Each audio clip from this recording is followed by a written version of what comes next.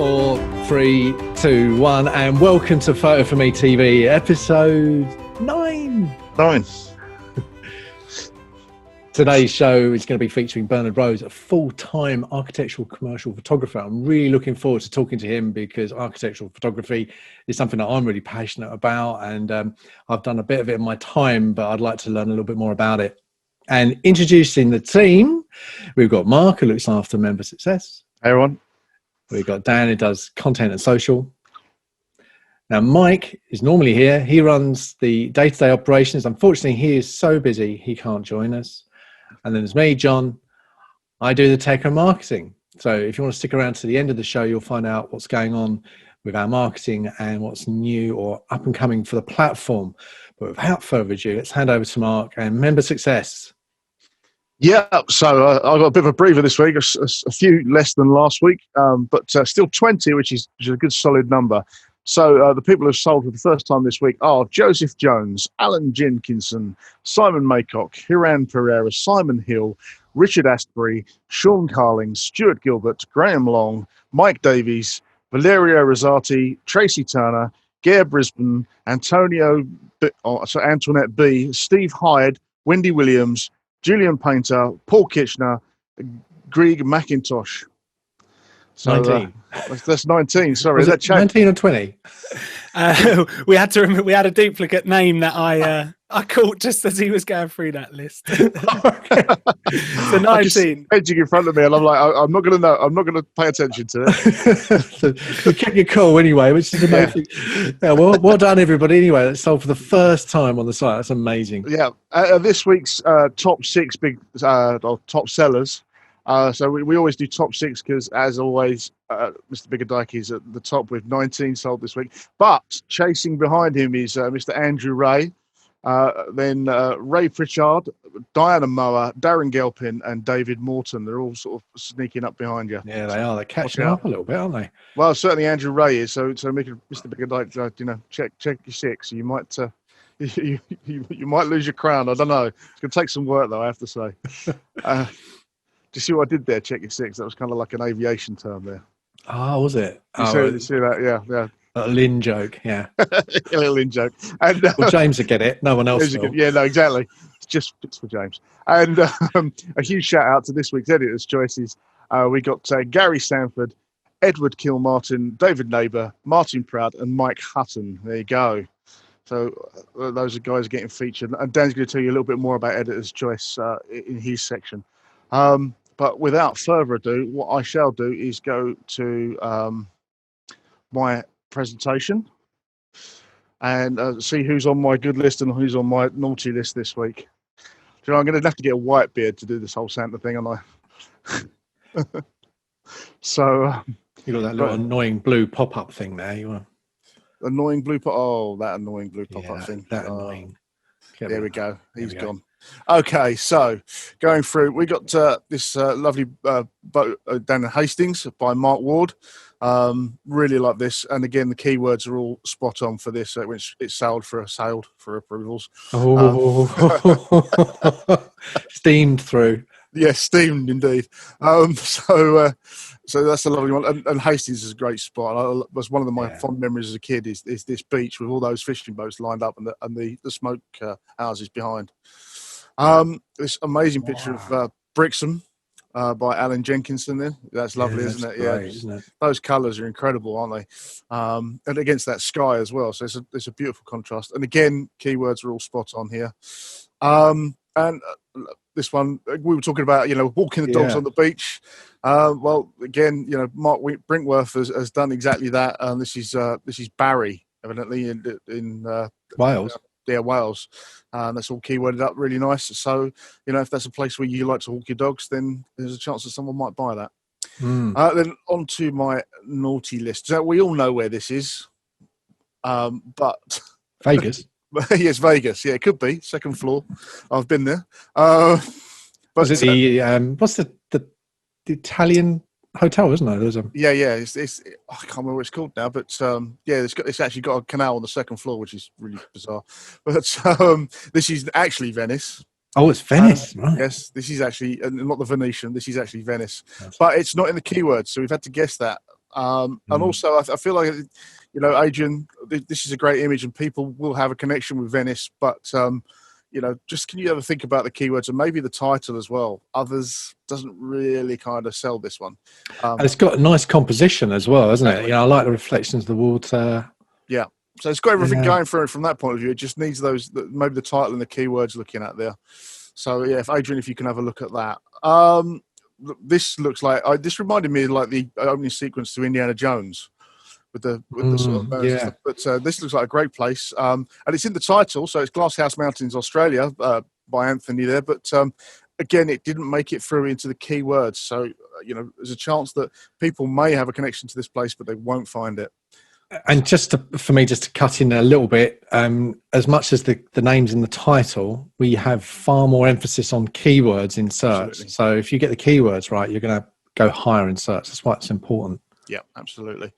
And then Ian Smith, who's been uploading quite a few in the last 24 hours, some fantastic looking images. I picked out this one because on some of his images he has got the locations, and on some he hasn't. So he's missing a little bit of a trick. But he does a lot of this sort of like long exposure stuff, which is really fantastic. It looks really incredible. But we just need to know where it is so that people can have a sort of emotional connection with that place. So that's it. What I wanted to do with my top tips this week is just have a bit of because we're sort of 8 weeks in, or 9 weeks in, sorry. And I just wanted to have a bit of a roundup because I do go over the same ground quite a bit in this section. But, I wanted to sort of round up the key things that we're looking for, really. Composition is something that can cause things to get pushed out. And it's sort of silly things like where there might be areas of your image that are out of focus, or the crop just needs adjusting. It could be things like reflections are distracting, or the big one is obviously, which I've mentioned before, is the horizon not being level and things like that. We've also talked about wrapping issues. The image might be a bit soft, or it looks and feels like a stock image. So just there are some of the things that we'll be looking at when going through the approvals. And this is aimed more probably at new members coming in, but everyone needs to be aware that these are issues that do get flagged. The other thing is, sorry, Mark, just to cut in, as Mike always says, in terms of composition, it's never about us judging your artistic approach. Absolutely it's not. Always about what the customer may not see in their purchase, receive the product, and then may think, oh God, that there's something wrong with that corner of the photo I didn't notice. I've got to send that back. So it's always to do with preventing returns. Yeah, actually, we had back in the summer, we had a picture returned because there was an orange circle in the picture. Right. Okay. But it wasn't an orange circle. It was actually a life thing that you would throw in the water to save someone's life. Yeah. But of course, when they got it looked really distracting because it had the tiny little orange circle. When the customer realised what that was, they were happy. But it just shows how you've got to pay attention to the little things. Exactly that. Yeah, it's just those little details. As I said I think it was last week where I did or the week before last where I did the example and took little bits and pieces out that could be distracting. So yeah, it's just all those sorts of things. So the next thing we look at is the exposure of images. Whether it's all a little bit flat or it's underexposed, or your sky is blown. Generally whether it's just a little bit over or underexposed. That might look okay on screen, but when it comes to be printed, it's going to cause us issues, and it's not the best quality sort of product that's out there. The next thing we look at, and I'm going to come back to that. I know I've been promising that or trailing that for a couple of weeks, but I'm going to really go into the whole legal thing in a couple of weeks' time. I'm just trying to literally get all my ducks in a row so that I don't say something that would cause some sort of issue legally. But there's things like we have to be careful where pictures come from. So if they're shot on the grounds of National Trust properties and stuff like that, they might be. It might have people, models in the images, and we need to make sure that there's been a model release for those people. There's other things that get sort of catch people out. The underground is off limits. The images of the Tower Poppies when we were doing it were off limits, because they were there to raise money for a particular, for as it was done as a charity thing, so you can't profit off the back of it. So things like that. So we just need to be careful, and also we've got to think a lot of images coming in drones as well. So we're looking at drone licensing as well, because obviously that's a big issue. Obviously, the one that I bang on about more than anything else, and I think John has highlighted the importance of it, is keywording and wording. Making sure that all the information is filled out, like the title, etc.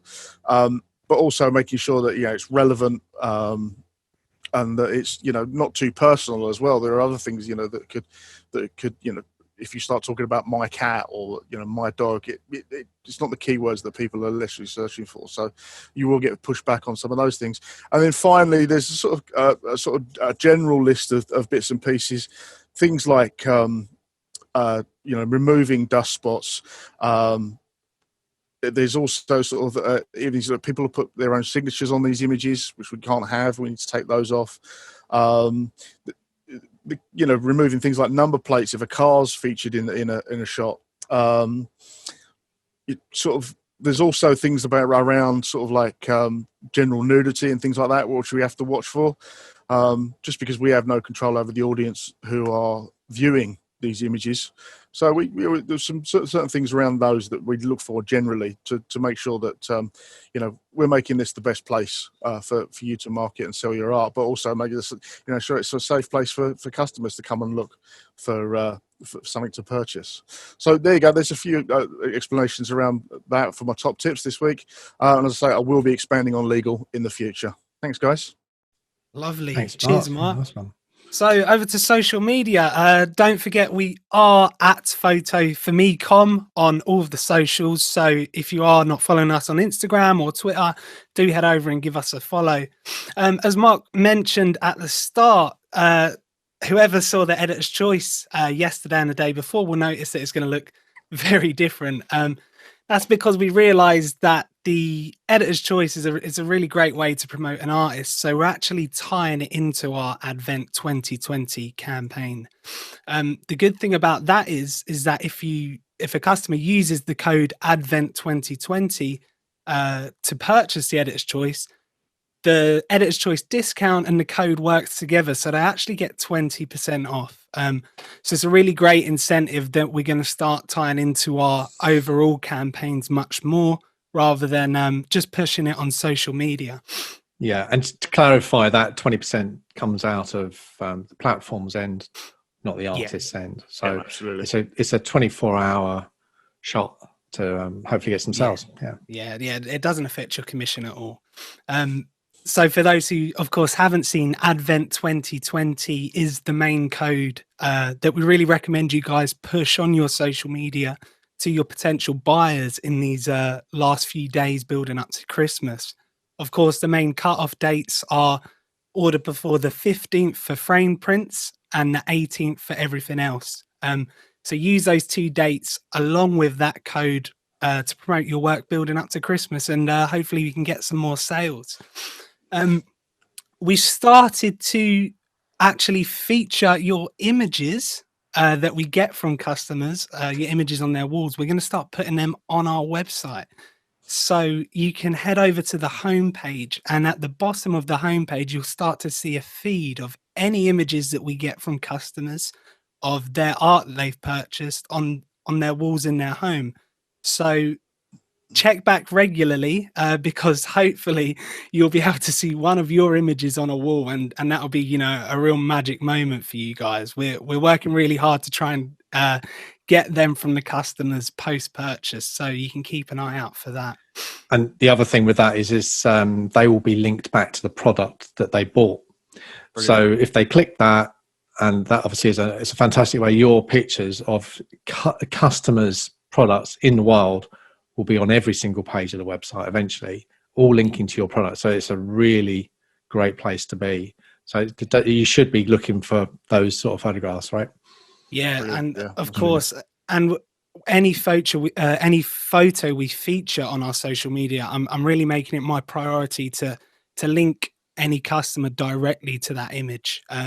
As you can see with our Advent 2020 promotion, it gets a bit hard with video, but I take the time to hyperlink any featured image within the comments. So if a customer sees that, they can go into the comments and go directly to your images. So we're really trying to push your guys' work however we can. And speaking of that, I want to know how we can better represent you guys as artists on our social media. Of course, we have our daily editor's choice, but as we grow as a company, so will our content. And we know there's some developments coming in the marketplace side of things that will really help that, which we can't talk about. But I want to hear from you guys, you know, what can I do to promote you guys better as artists? And we read every comment. So if you are watching live on Facebook, do comment right away. Or if you're watching on YouTube, please comment, because we also check those. And I think it's time for our guest. So our guest this week is a member guest, Bernard Rose. He's a really, really great guy. He joined Photo4me 2 months ago, and he's already sold 6 images, and one of them actually being sold today, which is just unbelievable luck. He's a full-time architectural commercial photographer, but his personal portfolio broadens a wide range of styles, including negatives from 70s Liverpool, which he's actually got from his archives and starting to re-upload and sell, as well as images from his martial arts background. He's a big fan of the podcast, so it's a real pleasure to have him on. So let's give him a warm welcome.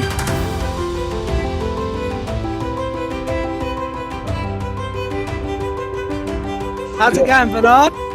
Bernard. I'm here. Thank you. Everything seems to be working as well. That's great. Yeah, yep. We can hear you. We can see you. We're ready to kick off. Okay, let me just adjust the screen, make sure everything's lined up. I mean, we've got the hard part out of the way, and now we can just have a little chat. Yeah. So, go ahead. Where do we start? Yeah, so first of all, thanks so much for coming on. I noticed you've been really active in the social media group, and that's what made you stand out to me. So I thought I'd send you an invite. Why don't you go ahead and tell everyone a bit about your background in photography? I'm aware that you're a full-time commercial photographer. So we're all really curious how you actually got into selling your images for the first time and how you've ended up here with us on Photo4me. Wow, that's a lot to talk about, isn't it? Well, I mean, I've been a photographer since the 1970s. I mean, I know I look really young and everything, but I am quite old. I started... I worked for a commercial photographer in Liverpool in the 1970s called Elson Mann & Cooper. And really, that was my grounding. I just worked as a black and white printer. But during that time, I was doing a lot of sort of my own pictures of Liverpool. And it's some of those pictures are on the site now, you know, sort of historic pictures which I've scanned of the Albert Dock and the Anglican Cathedral. And really, it's sort of over the years, I've sort of been able to sell some of my pictures. And I've been selling them privately myself, you know, getting them printed. And, you know, people, particularly through my Twitter feed, you know, people come on and say, can I have a print of this? You know, particularly Liverpool landscapes, etc. And then as with lockdown, things were getting a bit sort of, well, what should I do a little bit more? And I thought it'd be a good idea to maybe try to up the ante with the selling of the images. And I came across Photo4me, and you know, you looked well established and a good looking site, so I thought I'd give it a try. So I submitted the pictures, and you know, from that I was able to start getting some sales. I think it's the Twitter's helped an awful lot, because you know, as I say, I've got quite a nice following of Liverpool people, which helps, and they're all interested in images, you know, of Liverpool. Yeah. I think obviously with the they got really hit badly with that lockdown, didn't they, in the summer? That strong tier, and I wondered whether that maybe had helped our sales and sales Liverpool, because people, you know, passionate about the city, couldn't get out and probably wanted some nice photographs of it. I'm not sure if it was that, or so it was maybe just perfect timing. We had a lot more content of Liverpool that we hadn't had before, you know. So I think that I think, you know, you guys yourself, you probably knuckled down and sort of brought the site up to what it is now. Because I know you've done a lot more since I've been on the past couple of months. I mean, you've started the podcast, which has been very interesting, and I think that social media side is important because you can't just rely on people searching for your image. You need to sort of tell people that the images are there to be searched. And I think if I do a lot of retweets and things, but I think that even if it finds its way to the site and it helps another contributor, I'm happy with that. I mean, yes, I'd love to get my own sales, but really, we're all in this together. And I'd rather everyone benefited from sort of, helping each other, really. Oh, that's really amazing. That's cool, yeah. I think that's, it's been my complete focus. I've been doing, some weeks, 100 hours a week, working on it in the background. But, it is my passion. And, we've now got, I think it's 9 people working in the company full time on this. And obviously we are the 4 that you see, but there's a lot more people in the background that are working on the site, not just in manufacturing. We're talking about developers and people doing research, The elves. We've got a lot of elves.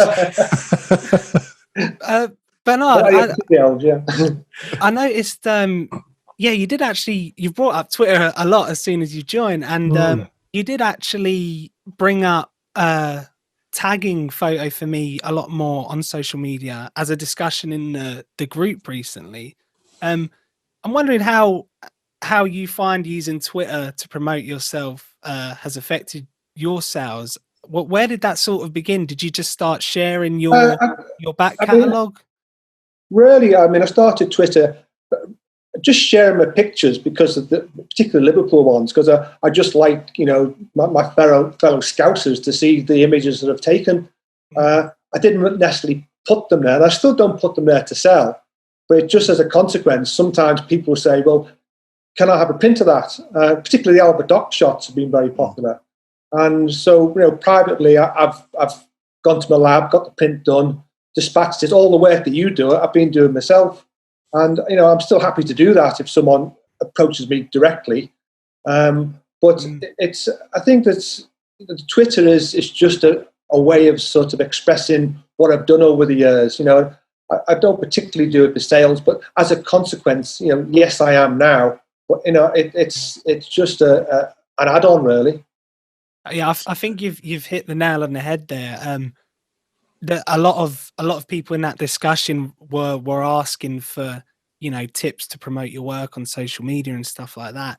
But what you've described is really just finding your niche and providing content to those who are genuinely interested in it. It's like John Farnan, is really great with providing content around Glasgow and Scotland. And what you've essentially done is found people that are really interested in your Liverpool content, and you shared that with them organically.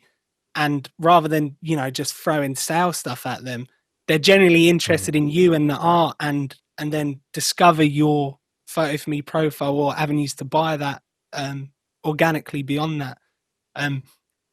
So that's really interesting.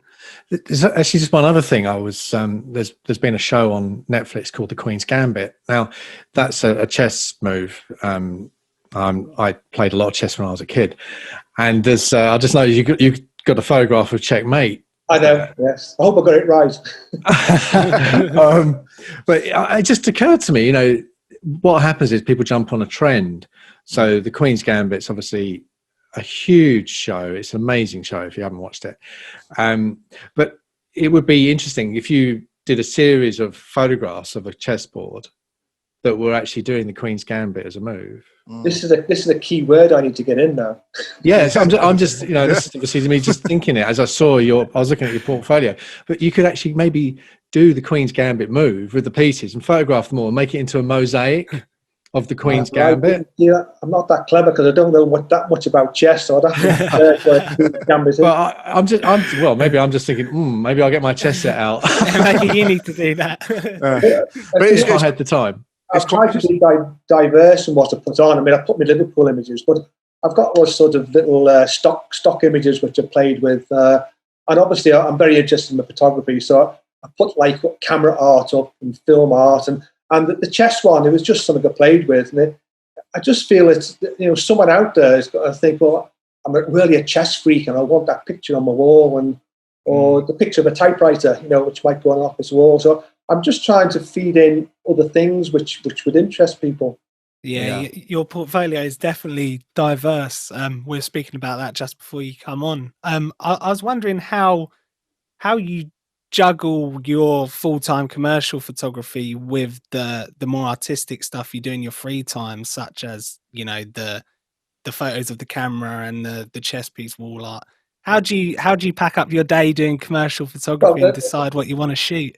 There's two things there. Some of these pictures are pictures I've taken in recent years. So, I've been delving into my hard drive, picking up pictures which I think are suitable for the Photo4me. But also, I've been a bit quiet lately. There's for some reason or other, there's not been an awful lot going on. So, I'm a commercial photographer. I do a lot of location work, but the work has been really quiet because I do a lot of construction companies, and they're not even really getting back into business. I've done one job this week. And other than that, it's been really quiet. So it's old hard drive stuff and stuff they're now inspired to do. But I'm also inspired by the other people, like Alison last week. My wife's a gardener, and I've just realised that she's got flowers in her garden. Maybe I should be out there photographing her flowers. And there's and John, he's his black and white film work is very inspiring. It's just looking what other people do is making me think, well, I want to become an amateur photographer again. I don't mean that in a disparaging way, but I think in every professional photographer, there's an amateur screaming to get out and just go out and take their own pictures. And just explore your creative freedom again. So because I suppose being a commercial photographer's, sorry, I lost a bit of the internet there. So I suppose being a commercial photographer, you really have got to take that, accurate photograph of something, and you don't have much creativity involved with that aspect of it, do you? No, I think you do. You've got to do things accuracy. You've got to be precision, particularly with the architectural. And I think that the creativity, it's got to come out in the pictures. Otherwise, the client will go elsewhere. You've got to produce pictures which stand out, really. And it's my stock. I describe myself as a jobbing photographer. I'm a commercial photographer. This is what I've done all these years. I did do weddings at one time, which I moved out of, but I still have those skills, but thankfully I don't go down that route now. Yeah. I'd find that incredibly stressful, I think. Oh, terrible. Yeah. This is why I colour my hair is now, because all the weddings are there. Sorry. No, you did actually. I can't help but bring it up. I noticed you've got a really strong martial arts background within your portfolio, and the photo that you sold today was actually of a sensei, wasn't it? Well, that goes back to when I was sort of first qualifying as a photographer. I was also, that's when I started my karate career. So the two have gone hand in hand. And I've photographed other exponents of karate. I've been in a fortunate position where I'll be able to do it. But this particular sensei Inoida, he's a very well-renowned instructor. Sadly, he died in 2003. But I did those portraits of him shooting on a Hasselblad back in 1978.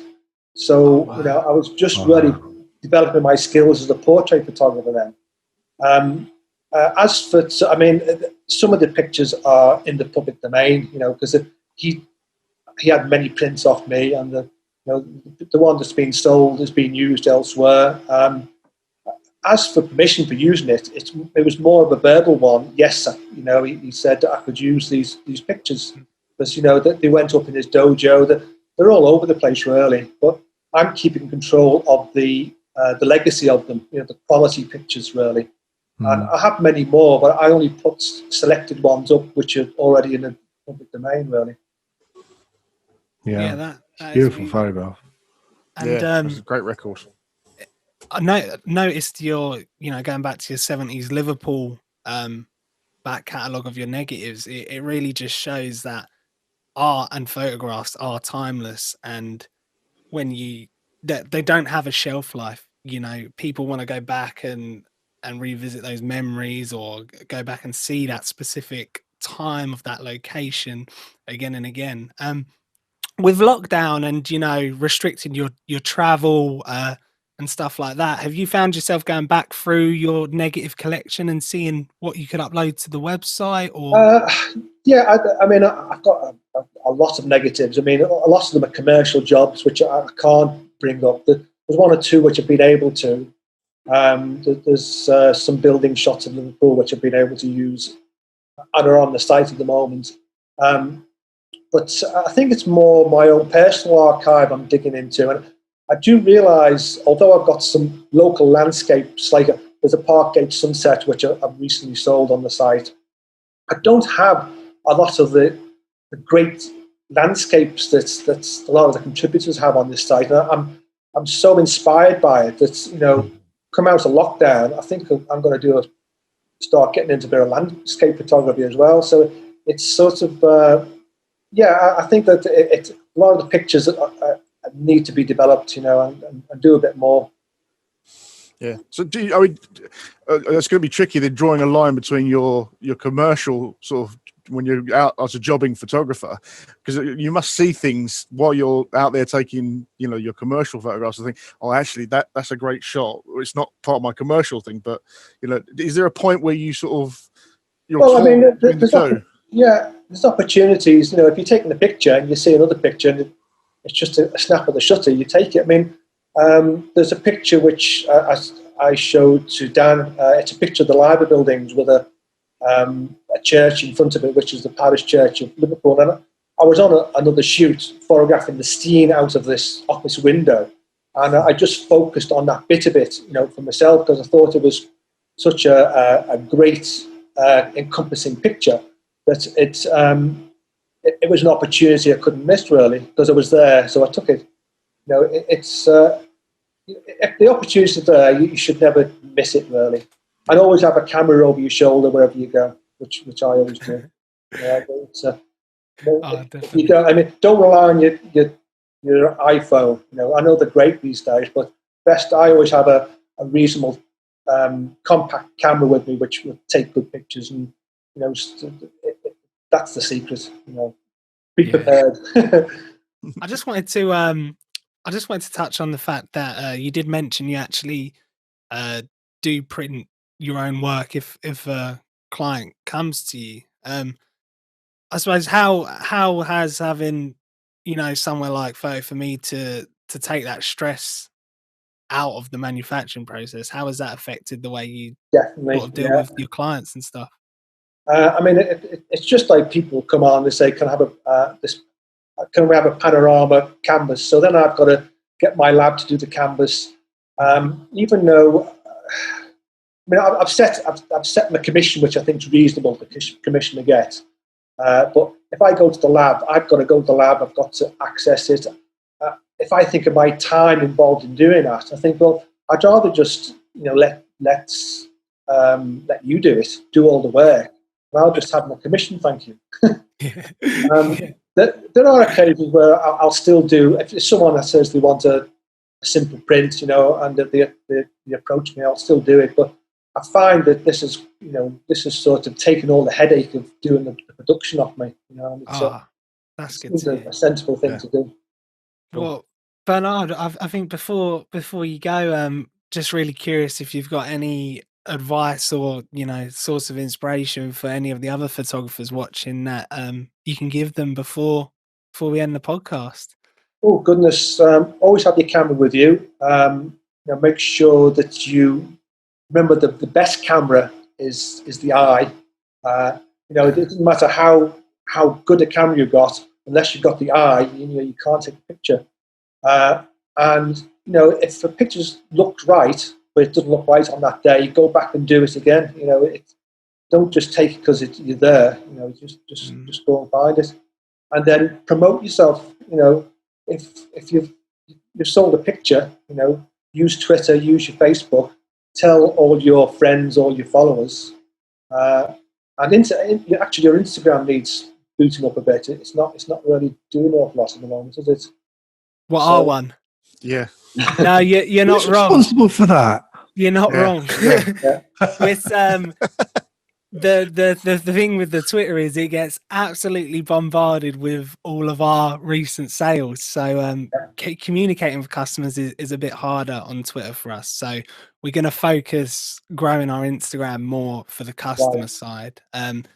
And Twitter, as it stands, you know, we're getting so many sales. It's a good chance for photographers to get that shout out. But yeah, you're not wrong, Bernard. We're definitely going to look into that.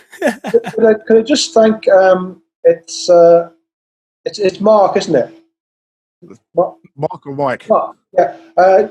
On the very first podcast, you actually gave me a mention. So it was for my picture of the eclipse over the library building. Yeah, I remember. Which I've actually sold one since then, and brilliant. You said you quite liked it, so thank you for that. Oh, that's right. That's Lovely. Okay, Bernard, thanks so much for joining us. It was an absolute pleasure. And we'll see you in the Facebook group afterwards. Right. Okay. Thank you. Thanks a lot, Bernard. Bye-bye. Bye-bye. Thanks so much for joining us. That was Bernard Rose. His Twitter and Instagram will be on the screen now, so do make sure you guys give him a follow. And now I think it's over to John for the exciting marketplace updates. Oh, thanks very much, Dan. Oh, it was great to talk to Bernard, wasn't it? I really find those sort of pictures in the 1970s that he's uploaded of Liverpool, because I mean the skyline hasn't changed a great deal, but there's a sort of wonderful feeling about that, isn't there? I think certainly for us, I mean, you know, we remember. Well, we remember a bit of the 70s, and you know, there is a certain air about those images and that time, isn't there? You know, or you look back at our family photographs of that time, it's sort of there's a certain magic. Dan wouldn't understand this; he's way too young. I'll just use Instagram, mate. Yeah, just Instagram. Just stick a filter on it, love. So I've got two segments here. I've got Mike's segment and my segment. So Mike's segment is what's going on with sales. So what are people looking for? Top 5 searches this week have been Clovelly, Guernsey, Slains Castle, Donegal again. Donegal keeps popping up, and the Jersey Channel Islands. So it's still the Jersey and Channel Islands featuring quite heavily. I've got some beautiful beaches down there, haven't they? So maybe that's why. Yeah, so if you've got those locations, get out there, get keywording, get those pictures. Definitely. My neighbour's dog is going berserk out there. We can't hear her. You can't hear it. Oh, good. You're good. But Mike, unfortunately, is absolutely buried with customer service. So we've got 2 people working in customer service, Mike and Louis, but they are buried. We have sold over 400 pieces of art this month. Now, to put it into a bit of context of the growth that we're going through as a company, last December, we sold less than 400 pieces of art in the entire month. So we've done nearly a month's worth of business in 9 days, or probably 8 days. It's fantastic. No, it's fantastic growth for everybody, but of course it's stretching us in customer support. So he wanted to be here today, but that's the reason why he's not. And one of the things he said that he's noticed happening is we're seeing a lot of repeat buyers. So people buying something or buying one item or a little item, and then coming back a week or 2 later and buying 3 or 4 items. So we are starting to see this. Now we are email marketing people as well. We're encouraging people to come back to buy other items, and that's going to drop into a new piece of software that we're working on a bit later. I want to talk about that in my segment. And one of the pieces of feedback I had over the weekend, which I did actually put in a group, which really did warm my heart. I'm going to read it out actually. So it was a review from a lady, and she said, good quality, quite expensive, but worth every penny. Absolutely love it. It was a present to my sister for taking care of our mother's affairs after she died on the 10th of November. We didn't get to say goodbye, as she died in hospital and we were not allowed to visit. Then Mum had insisted she wanted a non-attended funeral, so couldn't say goodbye then either. I saw her the week before she died, and she was telling me again how much she loved seagulls, and she watched the herring gulls from a bedroom window in Scarborough. And that picture will stay in our family for generations to come. It is so beautiful. And I knew as soon as I saw it, it would remind us of Mum. So I think, as in terms of a review of our products and service and the art that the whole membership are uploading, I think it encompasses capturing emotion perfectly, doesn't it?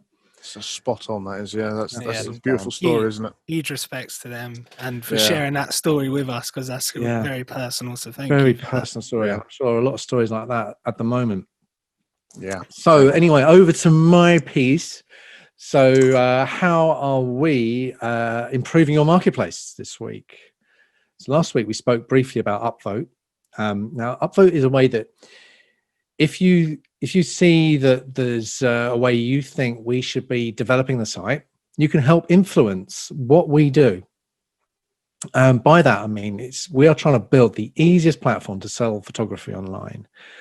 So if you recommend something and enough people get behind it and they vote for it, we will push it from a wish list into an area where we'll discuss it internally, see how easy it is to develop. And if it ticks all the right boxes, we will start work on it. Now, if you have a look at our roadmap, you will already see we've started working on some things that people have upvoted, and we've moved a couple of things into basically an area where we start to investigate it. So the next thing that people seem to really not like is member flagging. And so we've moved it to under review. So we are reviewing flagging.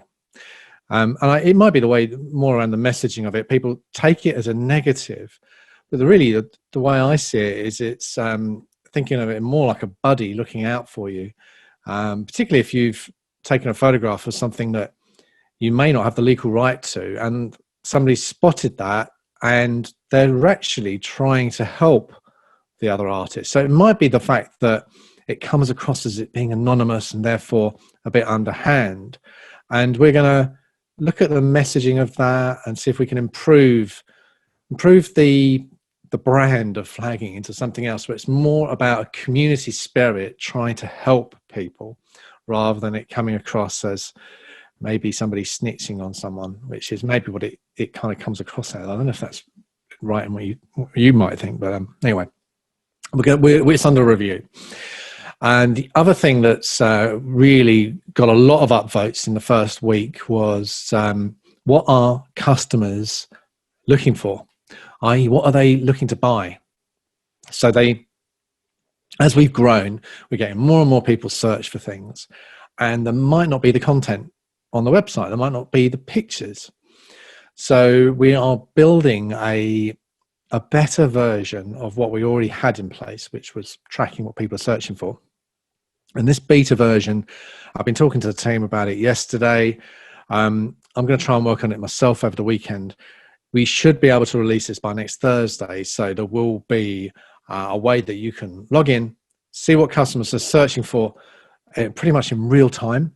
And then if there isn't the content, you will be able to quickly upload some content. And maybe if the customer comes back in a day or two, they'll find your art and buy it. So it's quite a significant tool. Yeah, very useful. Of course, it might not be perfect when we first release it. We might need to improve it. And as I'm sure we will get some feedback about that, which we want, we want your suggestions on how we can improve it. And we also want to know about bugs, because if things are broken and they are irritating you, then they aren't just irritating you. They're probably irritating 100, 1,000 people. So any kind of little bug you find, please put it in the bug list. And sometimes if it's quick to fix, we will bump that and do it as quick as possible. So if it's a really simple thing, one of us will jump on it and spend an hour fixing that bug for you. So yeah, it'd be great if you can carry on using that upvote. And if Dan can, on the screen here, just show you where you can find that. So he's got our roadmap, features list, and then bug reporting. So that's on how we're improving the marketplace. There is obviously this huge collections thing that's coming out soon, but we are going to be doing a special podcast all about that very shortly. So what we're doing in marketing, so don't forget, there's still a prize draw this month. You have still got the ability to win, or the chance to win, £500 if you upload a minimum of 20 approved pictures in the month of December. And that prize draw will be in January. And all the details of that are on the members site. If you log in, you'll find a box which shows how many pictures you've uploaded in the month of December, see whether you're automatically entered for it. So last month, don't forget, we gave away 2 clips of £500. So you've got to be in it to win it. Yeah, that's a good way to start the new year, though. If you can get in for that, that's brilliant. And we can't promise that we're going to do it forever. So who knows? Maybe you should definitely get on that whilst you can and get a stand chance, right? And of course, the other major thing that we're doing in marketing is the Advent offer, which is a 10% discount, which is going to expire shortly. Just coming into the guaranteed delivery dates on that, as Dan mentioned earlier, and we've got a video out promoting that. So if you could share that video with your friends and family, and the more traction we get with that, the greater for everybody. As Bernard said, we're all in this together to try and grow the awareness of the site and the marketplace. So everybody stands a chance. Yeah. So anyway, I think that kind of wraps it up, doesn't it? Yep. No, we're all good. Yeah. Have a great weekend, and thank you very much for tuning in. See you later. See you later, guys. Bye-bye. Guys. Bye.